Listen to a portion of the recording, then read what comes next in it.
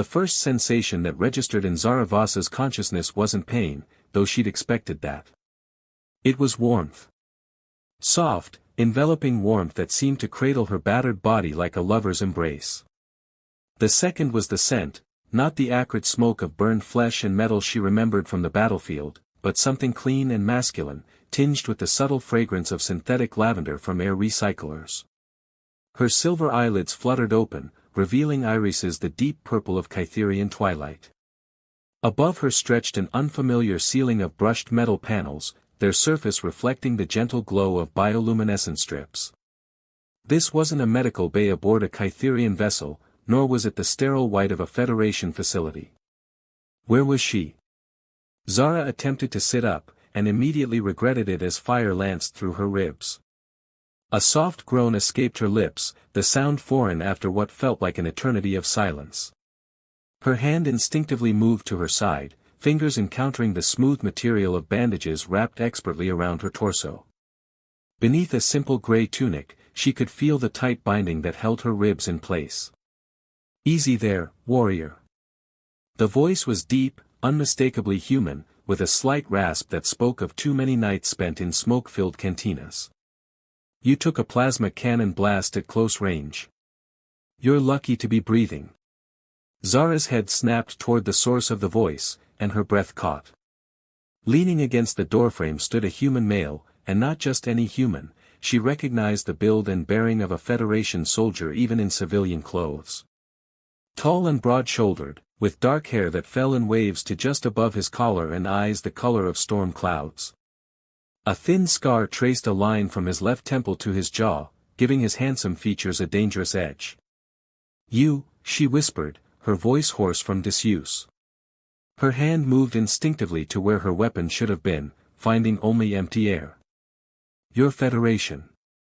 "Former Federation," he corrected, pushing himself off the doorframe with fluid grace.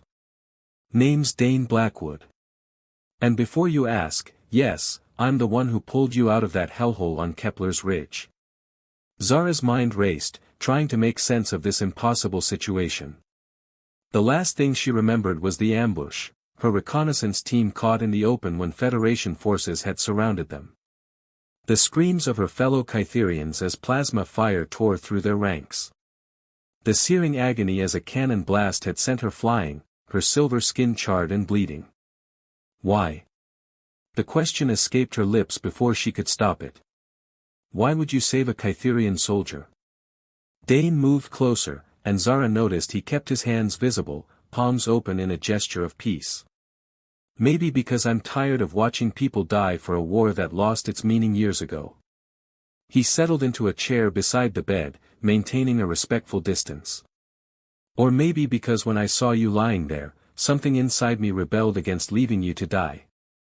Zara studied his face, searching for signs of deception. Humans were notoriously difficult to read, their expressions could mask a multitude of lies. But there was something in Dane's storm-gray eyes, a weariness that spoke of battles fought and regretted, that made her hesitate. "Where are we?" she asked finally. "My ship," Dane replied. "The Stellar Wind. She's not much to look at, but she's fast and her hull is lined with sensor-dampening materials.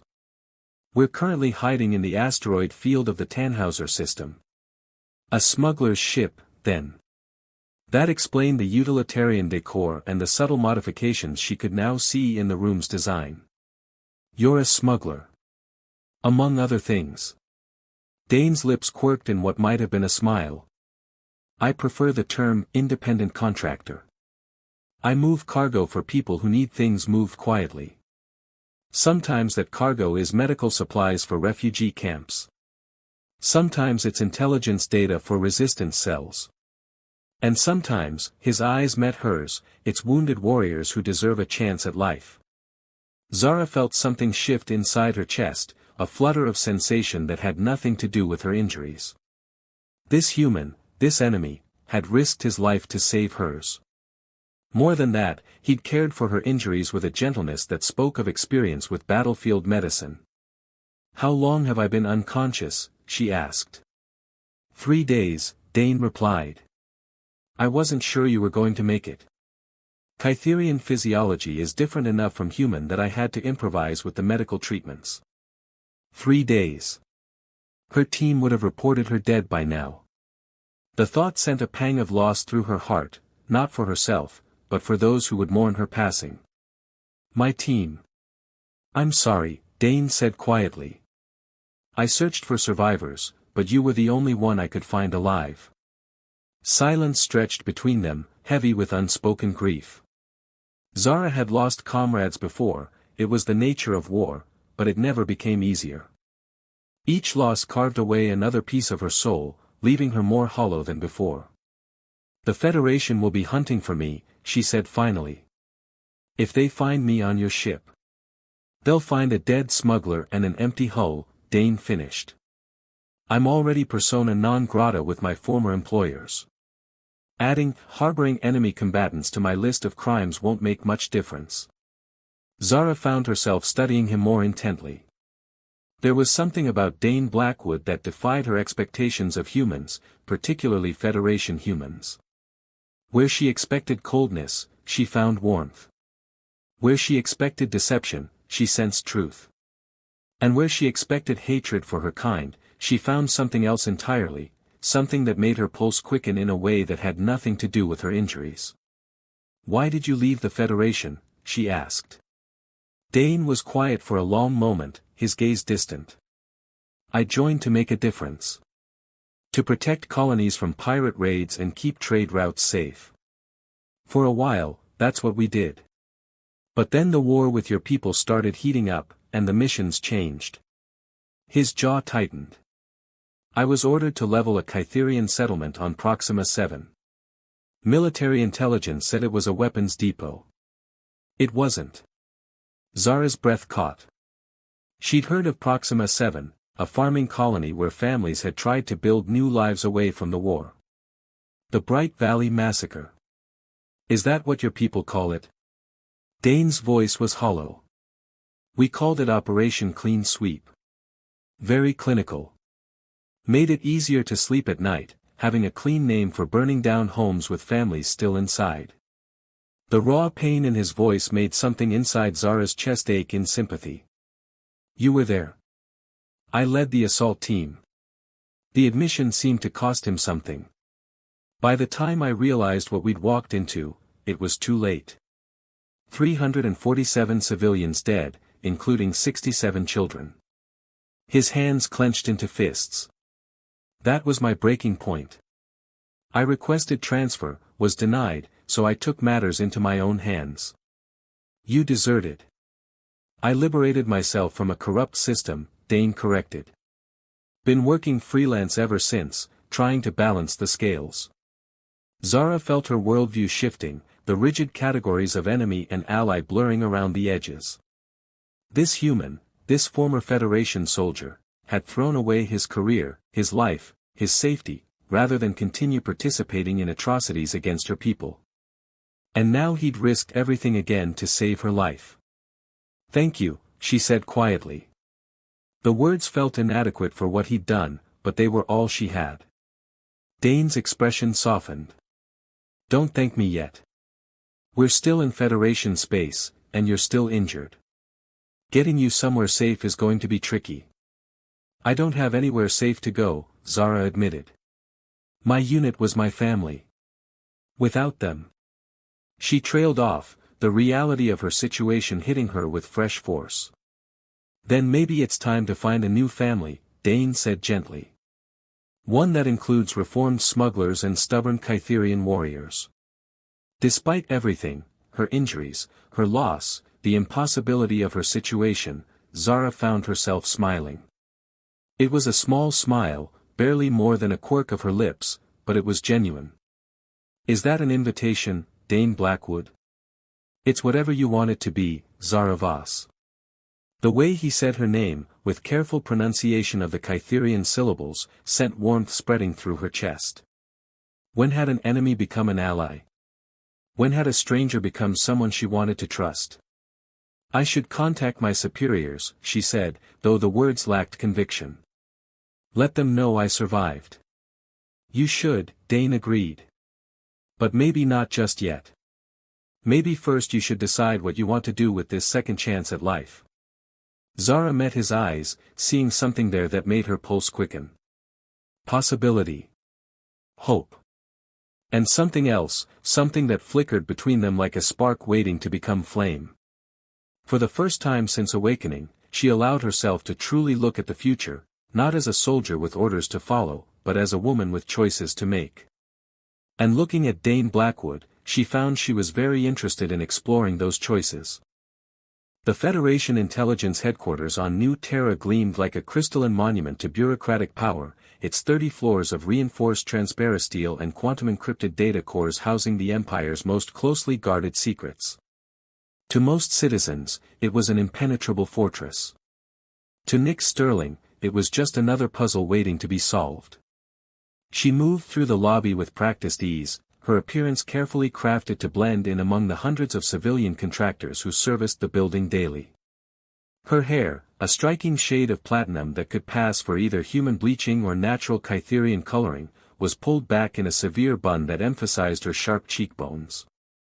Contact lenses masked the telltale violet of her irises, replacing them with mundane brown. The slight point to her ears was hidden beneath carefully applied cosmetic prosthetics, and her naturally pale skin had been darkened with temporary pigmentation to appear more human. Half-breeds like Nick's existed in the shadows between two worlds, belonging fully to neither. Her human father had been a diplomat, her Kytherian mother a cultural liaison during the brief peace talks 15 years ago.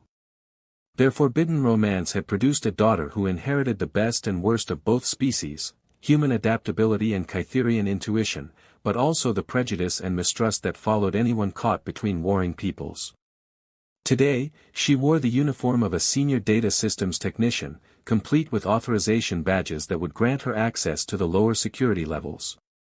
Her target was a research file buried deep in the intelligence archives, Project Nightfall, a new Federation weapons system that her Kytherian contacts desperately needed intelligence on. The elevator carried her smoothly to the 20th floor, where the hum of quantum processors filled the air like electronic music. Nix made her way through the maze of server corridors, her fingers dancing across a handheld scanner that mapped the building's internal security grid. Every camera, every motion sensor, every biometric checkpoint appeared on her display as she plotted the optimal route to her target.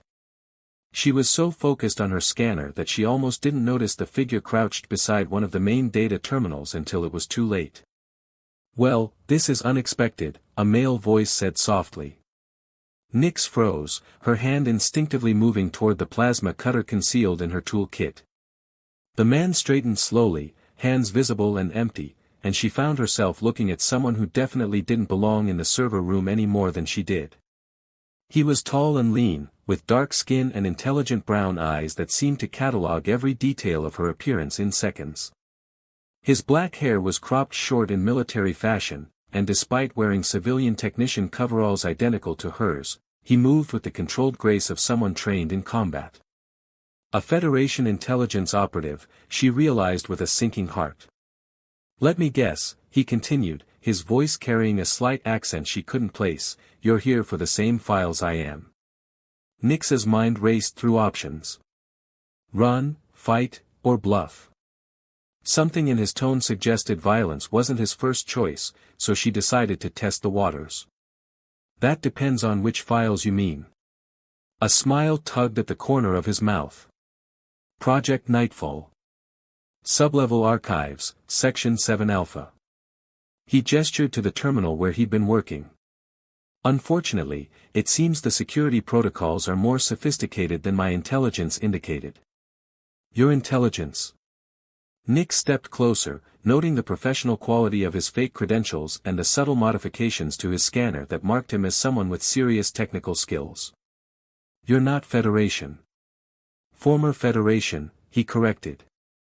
"Jace Rivera, late of Intelligence Division. And you're definitely not human, despite the impressive disguise work." Nix's blood ran cold. If he could see through her carefully constructed appearance, others might as well. "I don't know what you mean." "Half Kytherian, if I had to guess," Jace continued conversationally, as if they were discussing the weather rather than her most dangerous secret. The bone structure gives it away if you know what to look for. Also, you're holding that scanner like someone with enhanced reflexes, too precise, too controlled for baseline human. The urge to run was overwhelming, but Nyx forced herself to remain still. This could be an elaborate trap, or it could be something else entirely. Why aren't you calling security?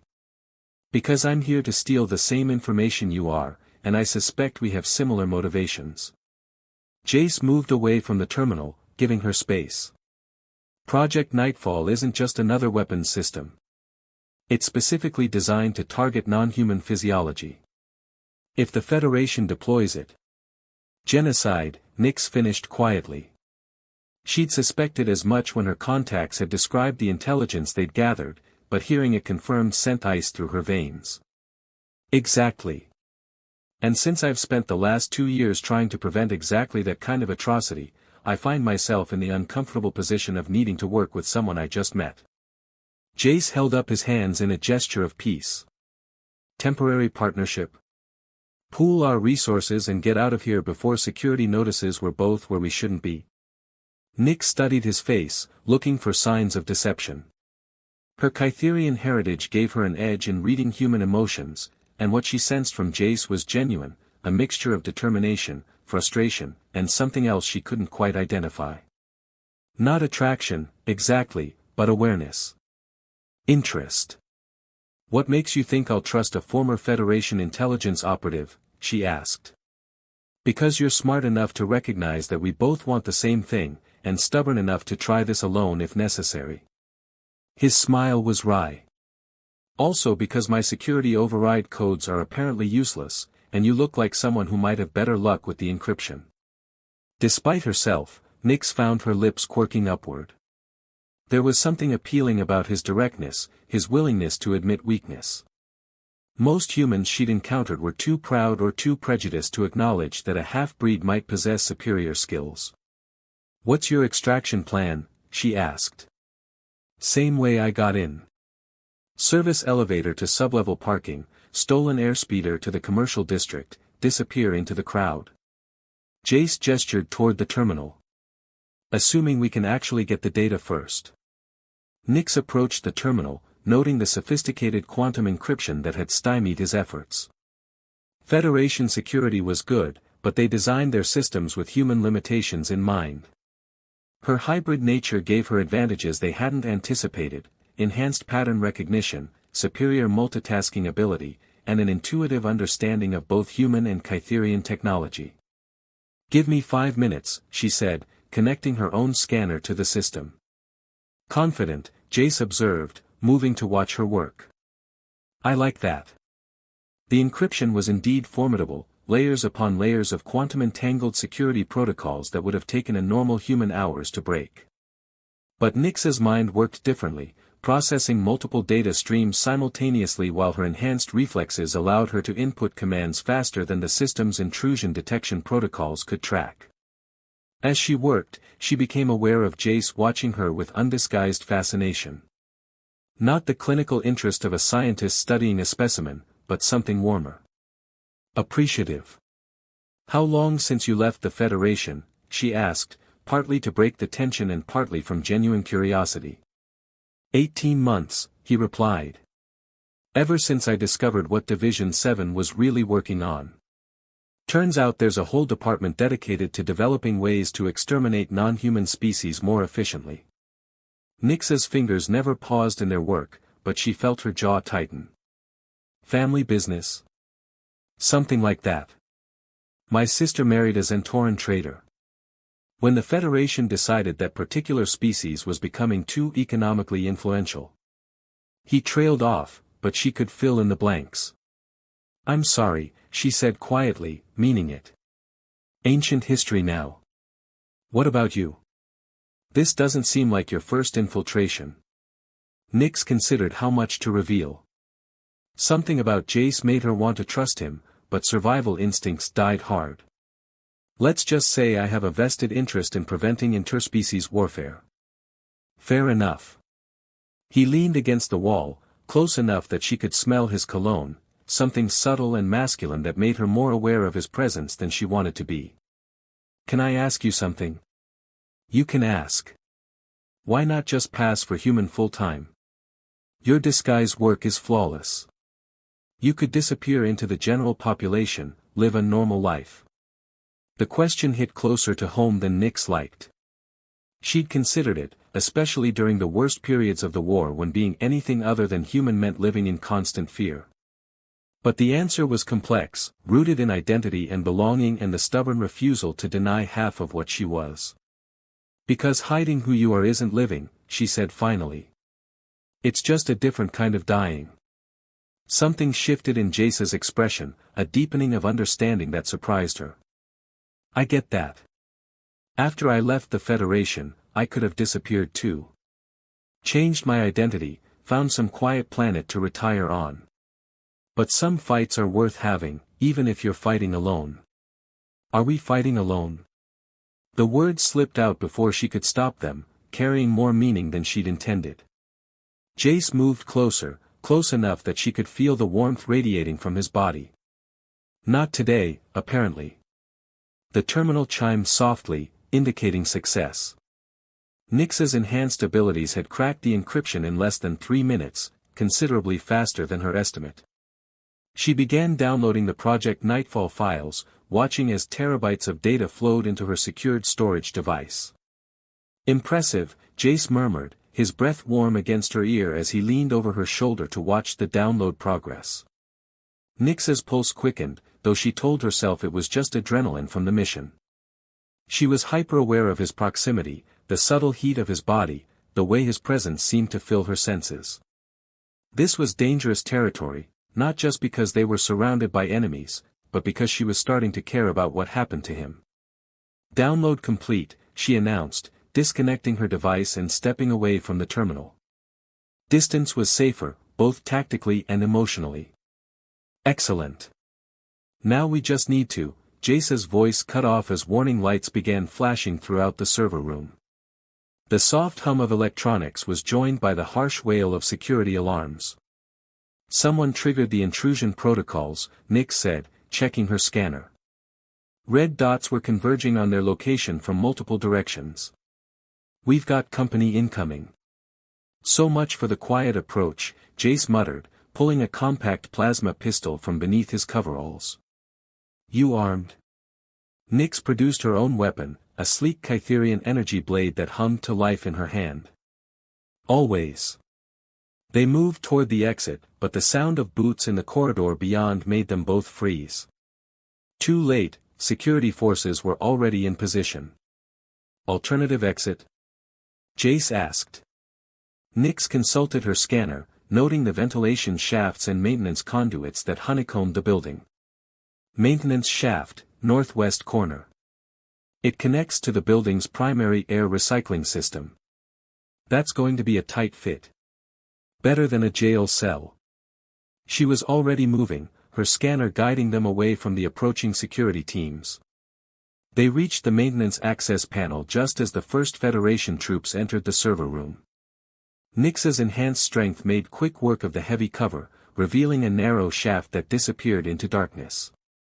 Ladies first, Jace said with a grin that somehow managed to be charming despite their desperate circumstances. Nyx slipped into the shaft, acutely aware of Jace following close behind her. The space was indeed tight, forcing them into an intimate proximity that made her pulse race. Every time he moved, his body brushed against hers, sending unwanted sparks of awareness through her nervous system. They crawled through the maze of ducts and conduits, following Nyx's mental map of the building's infrastructure. Behind them, she could hear the frustrated shouts of security personnel who'd discovered their escape route but were too large to follow. There, she whispered, pointing to a grate that opened onto one of the building's service levels. That should put us near the parking structure. Jace moved to help her with the grate, their hands brushing as they worked together to remove the cover. The contact sent electricity up Nyx's arm, and she found herself looking into his eyes in the dim light filtering through the ductwork. We make a good team, he said softly. Don't get used to it, she replied, but there was no heat in the words. They dropped down into an empty corridor, both listening for signs of pursuit. The security alarms were still wailing, but they seemed to be focused on other areas of the building. Parking structure is this way, Jace said, leading them toward a service stairwell. My airspeeder is on level 3. They moved quickly but carefully, avoiding the main corridors where security cameras might spot them. Nyx found herself watching Jace move, admiring the fluid economy of his movements, the way he seemed to anticipate obstacles before encountering them. He was definitely military trained, but there was something else, an awareness of his environment that spoke of someone who'd learned to survive in hostile territory. The parking structure was dimly lit and largely empty, most of the day's shift personnel still at their posts. Jace led her to a nondescript airspeeder that looked like 1,000 others in the Federation civilian fleet. Not exactly subtle, Nyx observed. That's the point. Sometimes the best way to hide is in plain sight. He activated the vehicle's systems, the quiet hum of repulsors filling the air. Where can I drop you? The question caught her off guard. She'd been so focused on the mission that she hadn't thought about what came next. The logical thing would be to part ways now, before their partnership could complicate into something more dangerous. The commercial district, she said finally. I can find my own way from there. Something flickered across Jace's expression, disappointment, maybe, or regret. Right. Of course. They lifted off smoothly, joining the flow of air traffic above New Terra's sprawling metropolis. The city stretched to the horizon in all directions, a testament to human expansion and ambition. From this height, it was almost beautiful, the harsh realities of life below softened by distance and perspective. Can I ask you something? Jace said as they flew toward the commercial district. You can ask. The data we stole, what are you planning to do with it? Nyx considered her answer carefully. Too much information could be dangerous, but she found herself wanting to trust him with at least part of the truth. Get it to people who can use it to save lives. Stop the Federation from deploying Project Nightfall. Same goal, different methods, Jace mused. I was planning to leak it to the independent news networks, create enough public outrage to force the Federation to abandon the project. That might work, Nyx agreed. If the public knew what their government was planning. Maybe we should coordinate our efforts, Jace suggested. Make sure we're not working at cross purposes. The airspeeder was descending toward the commercial district, and Nyx knew she had to make a decision. Logic said to walk away, maintain operational security, avoid the complications that came with emotional entanglements. But something deeper, some instinct she'd inherited from her Kytherian heritage, was telling her that Jace Rivera might be someone worth taking a risk on. There's a cafe in the Meridian Quarter, she said impulsively. Stellar grounds. Tomorrow, 1400 hours. Jace's face lit up with a smile that transformed his features from merely handsome to genuinely attractive. It's a date. It's a meeting, Nyx corrected, but she was smiling too. The airspeeder touched down on a public landing pad, and Nyx gathered her equipment. As she moved toward the exit, Jace caught her hand. Nyx, he said, and something in the way he spoke her name made her pulse quicken. Be careful out there. You too, Jace Rivera. She stepped out into the bustle of the commercial district, immediately blending into the crowd of humans and aliens that filled the sidewalks. As she walked away, she couldn't resist looking back once to see Jace watching her from the airspeeder's cockpit. Tomorrow couldn't come soon enough. The rain fell in silver sheets across the lower districts of New Terra, turning the narrow alleyways into rivers of reflected neon and desperation. Luna Ashford pulled her hood tighter as she hurried through the maze of corrugated metal shanties and abandoned warehouses that made up the Forgotten Quarter. Here, in the shadows beneath the gleaming spires of the Federation capital, the unwanted and unwelcome made their homes. Luna's clinic occupied the basement of what had once been a textile factory. The entrance was hidden behind a false wall in an alley that most people avoided, marked only by a small symbol scratched into the brick, a crescent moon crossed by a serpent, the ancient sign of healing. Those who needed her services knew to look for it. She descended the narrow stairs, her medical bag heavy with supplies she'd borrowed from the Federation hospital where she worked her day job. The basement had been transformed into a fully functional medical facility, complete with surgical equipment, diagnostic scanners, and enough pharmaceutical supplies to treat everything from plasma burns to exotic alien diseases. The irony wasn't lost on her that she spent her days saving the lives of Federation soldiers and politicians, only to spend her nights treating the very people those same soldiers and politicians wanted dead. Luna had just finished updating her patient files when the emergency beacon on her comm unit began flashing. Someone was using the priority access code, the one reserved for life-threatening situations. She activated the entrance protocol and waited, her heart already racing with anticipation and dread. The figure that stumbled down the stairs was unmistakably Kytherian, despite the hooded cloak that concealed most of his features. He was tall and lean, moving with the predatory grace of a warrior even though he was clearly injured. Dark blood stained the fabric of his clothing, and she could see the telltale burn marks of plasma fire along his left arm. "You're the healer," he said, his voice rough with pain and exhaustion. It wasn't a question. "I'm Luna," she replied, moving quickly to help him to one of the examination tables.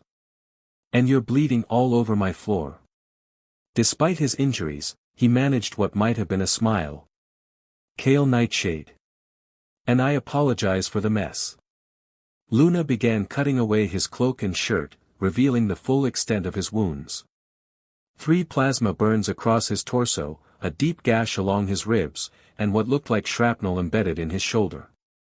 He should have been unconscious from blood loss, but Kytherian physiology was remarkably resilient. "What happened?" she asked, preparing a nerve block injection. "Federation patrol," Kale replied through gritted teeth. "They were expecting us." Luna's hands stilled for a moment. "Us? My team. We were extracting intelligence from a Federation research facility when the trap was sprung." His violet eyes met hers, and she was struck by the pain there, not physical, but emotional. "I'm the only one who made it out." Luna resumed her work, cleaning and assessing each wound with practiced efficiency. She'd seen enough trauma in her years of underground medicine to recognize survivors' guilt when she saw it. "The shrapnel in your shoulder is close to a major artery," she said, preparing her surgical instruments. "I'm going to have to operate." "Do what you must," Kale said, then caught her wrist as she reached for the anesthetic. "But I need to stay conscious. If Federation forces tracked me here." "They didn't," Luna said with more confidence than she felt. "My clinic is shielded and secured. You're safe here." Something in her tone must have convinced him, because he released her wrist and nodded. "Then I place myself in your capable hands, Luna Ashford." She paused, surprised. "How do you know my name?" "Your reputation precedes you," Kale replied. "The Angel of the Forgotten Quarter, they call you. The human who treats anyone, regardless of species or allegiance." Luna felt heat rise in her cheeks. She'd never thought of herself as an angel, just someone trying to make a difference in a galaxy gone mad with war and hatred. "I'm just a doctor doing her job." "No," Kale said quietly. "You're much more than that." The intensity in his voice made her look up from her preparations. He was watching her with an expression she couldn't quite read, gratitude, certainly, but something else as well. Something that made her pulse quicken in ways that had nothing to do with medical adrenaline. "I need to start the surgery," she said, trying to regain her professional composure. "This is going to hurt." Kale's hand found hers, his fingers cool against her skin. "I trust you." Those 3 simple words hit her like a physical blow. When was the last time someone had trusted her completely, without reservation or condition? Her work at the Federation hospital was strictly professional, her colleagues viewing her as competent but distant. Her underground clinic brought her grateful patients, but the nature of their circumstances meant relationships were necessarily brief and guarded. But there was something in Kale's voice, in the way he looked at her, that spoke of a deeper connection. As if he saw something in her that she'd forgotten existed. Luna began the delicate process of extracting the shrapnel, her hands steady despite the turmoil in her thoughts. Kale remained still and silent, his only concession to the pain being the occasional tightening of his jaw. She found herself admiring his stoicism, the way he bore suffering without complaint. "Tell me about your work," she said, partly to distract him and partly because she was genuinely curious. "What kind of intelligence were you after?" "The kind that could save lives," Kale replied carefully. "My people have learned that the Federation is developing new weapons. Weapons specifically designed to target non-human biology." Luna's hands stilled. She'd heard rumors in the hospital corridors, whispered conversations between military personnel about population control measures and biological solutions to the alien problem. She'd hoped they were just rumors. "How many people know about this?" she asked. "Not enough," Kale said grimly. "The Federation has been very careful to compartmentalize the information. Only a few individuals have access to the complete picture." Luna removed the last piece of shrapnel and began suturing the wound. "And you were trying to get that information?" "We were trying to get proof," Kale corrected. "Something concrete that we could present to the galactic community. Evidence that couldn't be dismissed as terrorist propaganda." "Did you succeed?" Kale's expression darkened. "My team died for nothing. The facility was empty, they'd moved the research elsewhere after discovering our infiltration plan." Luna finished the sutures and began applying a regenerative gel to the plasma burns. "I'm sorry about your team. They were good people," Kale said quietly. "They deserved better than dying in a Federation ambush." The pain in his voice was raw, unguarded, and Luna found herself wanting to comfort him. She'd seen enough grief in her work to recognize the signs, the way he held himself too rigidly, the careful control of his expression, the slight tremor in his hands that spoke of emotions held in check. "Grief is the price we pay for love," she said softly, repeating words her mentor had once told her. "It means they mattered." Kale looked up at her, and she saw something shift in his violet eyes. "You speak like someone who knows loss." Luna finished applying the regenerative gel and began bandaging his wounds. "I lost someone once. Someone important." "Your mate?" Kale asked gently. "My brother," Luna corrected. "He was a Federation pilot. Shot down over Kytherian space 3 years ago." She met his eyes, seeing the surprise there. "He was a good man fighting in a bad war. Just like your team." Understanding passed between them, a recognition of shared loss and shared purpose. Luna realized that despite their different species, different backgrounds, different allegiances, she and Kale were fundamentally the same, healers trying to preserve life in a galaxy determined to destroy it. "There," she said, securing the last bandage.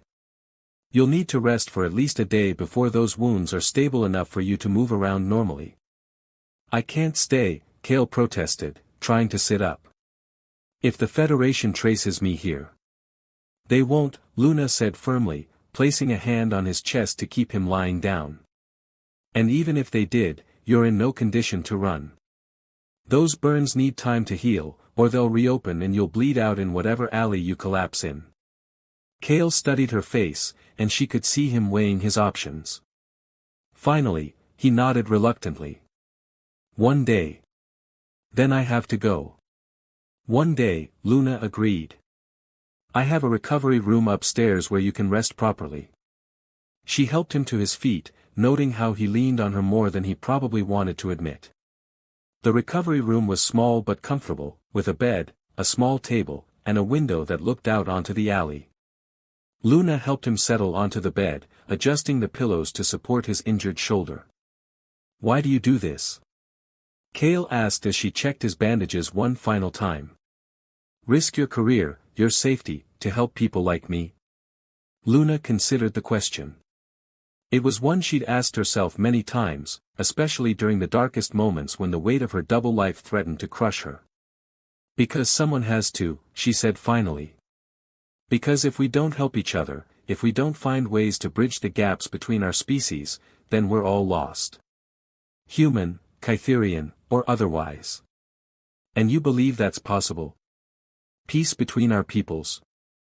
Luna looked out the window at the rain-soaked alley, at the desperate people huddled in doorways and the neon signs advertising pleasures that could help them forget their troubles for a few hours. I have to believe it's possible. Otherwise, what's the point of any of this? Cale reached out and caught her hand, his fingers warm against her skin. You give me hope, Luna Ashford. The simple statement, delivered with such sincerity, took her breath away. She found herself looking into his eyes, seeing not an enemy or an alien, but a man who shared her dreams of a better world. A man who understood the cost of compassion and chose to pay it anyway. You should rest, she said, but made no move to pull her hand away. Stay with me for a while? Cale asked. I don't want to be alone with my thoughts just yet.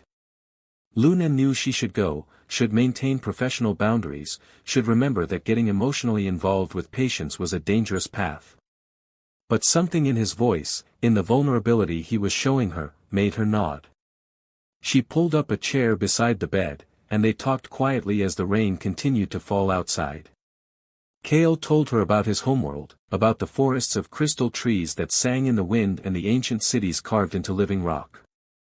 Luna shared stories of her medical training, of the patients who had taught her that healing was as much about the heart as the hands. As the hours passed, Luna found herself drawn deeper into conversation with this wounded warrior who spoke of battle and loss with equal parts sorrow and determination. There was something magnetic about Cale Nightshade, something that made her want to know more about the man behind the reputation. You're not what I expected, she admitted as the night wore on. What did you expect? Cale asked, a hint of amusement in his voice. Someone harder, I suppose. More, alien. Cale laughed softly. We're not so different, our species. We love, we grieve, we hope for better futures for our children.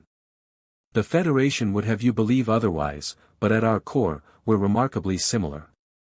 That's why they're so afraid of us, Luna realized. Because if people saw how similar we really are, they might start questioning why we're at war in the first place. Exactly, Cale said. Fear and hatred are easier to maintain when you can dehumanize your enemy. But when you see them as individuals, as people with hopes and dreams and families. He trailed off, his eyes growing distant. Luna reached out and touched his hand. The war won't last forever, Cale. Someday, there will be peace. Do you really believe that? I have to, she said, echoing her earlier words. Because the alternative is too dark to contemplate. They fell into comfortable silence, the sound of rain against the window providing a gentle soundtrack to their thoughts. Luna found herself studying Cale's face in the dim light, noting the strong lines of his jaw, the way his violet eyes seemed to hold depths she could spend a lifetime exploring. Luna, Cale said softly, breaking the silence. When this is over, when the war ends, would you? He stopped, seeming to struggle with the words. Would I what? She prompted gently. Would you consider leaving this place? Starting over somewhere new, somewhere we could build something together. Luna's heart stopped. The question was so unexpected, so filled with possibility and hope, that for a moment she couldn't speak. Here was this man, this warrior from another world, offering her a chance at something she'd never dared to dream of. Cale, she whispered, we barely know each other. I know enough, he said, his voice intense. I know you're brave and compassionate and brilliant. I know you risk everything to help others, including enemies of your own species. I know that in one night, you've given me more hope than I've felt in years. Luna felt tears pricking at her eyes. This is impossible. We're from different worlds, literally and figuratively. The best things usually are impossible, Cale replied, his thumb brushing across her knuckles. But that doesn't mean they're not worth fighting for. Luna looked into his eyes and saw her own longing reflected there. The desire for connection, for understanding, for a love that transcended the artificial boundaries their governments had created. It was terrifying and exhilarating and completely, utterly impossible. And yet. Ask me again when the war is over, she said finally. When we're both free to choose our own paths. Kale's smile was radiant. I'll hold you to that promise, Luna Ashford. She leaned forward and pressed a gentle kiss to his forehead, a benediction and a promise wrapped in one simple gesture. Rest now.